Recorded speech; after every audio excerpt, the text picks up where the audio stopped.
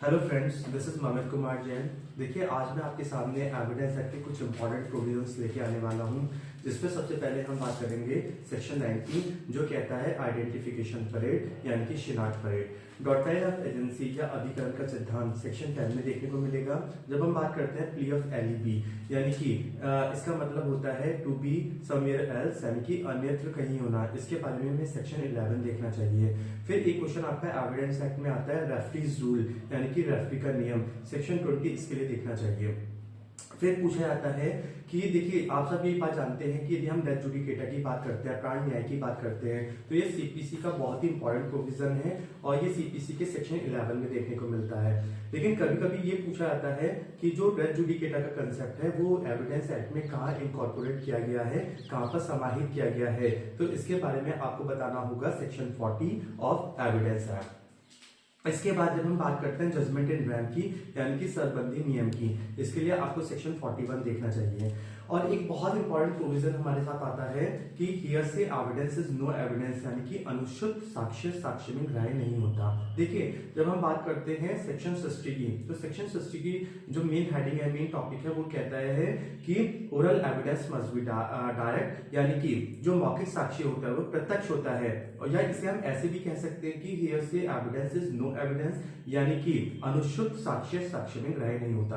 तो इसके लिए हमें कौन सा सेक्शन देखना चाहिए एविडेंस एक्ट में? सेक्शन 60 देखना चाहिए।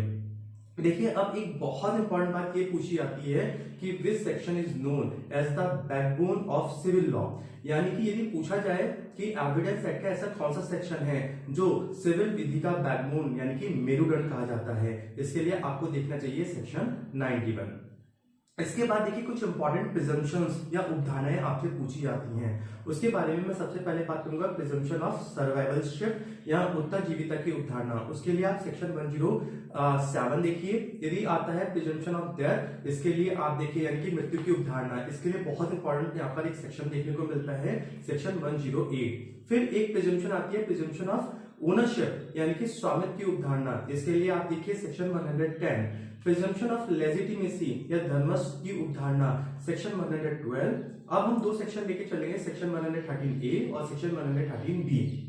जब आपसे ये पूछा जाए कि प्रिजम्पशन ऑफ सुसाइड या आत्महत्या की उपधारणा कहां देखने को मिलती है, तो आप बताएं सेक्शन 113A जो 1983 के अमेंडमेंट से जोड़ा गया था। और जब बात करते हैं प्रिजम्पशन ऑफ डॉरी डेथ या दहेज मृत्यु की उपधारणा, तो इसके लिए आप सेक्शन देखें सेक्शन 113B जो 1986 के अमेंडमेंट से जोड़ा गया था। और एक बहुत इंपॉर्टेंट सेक्शन यहाँ पर पूछ लिया जाता है कि सेलेस पॉपुली लेक्स यानी कि इसके बारे में जो सेलेस पॉपुली लेक्स है, या इसे ऐसे भी बोला जाता है कि सेलेस पॉपुली सुप्रीमा लेक्स, इसका मतलब होता है कि public welfare is the supreme law, तो यानी कि जो लोक कल्याण है वो सर्वोच्च विधि है। इसके बारे में हम सेक्शन देखते हैं सेक्शन 123।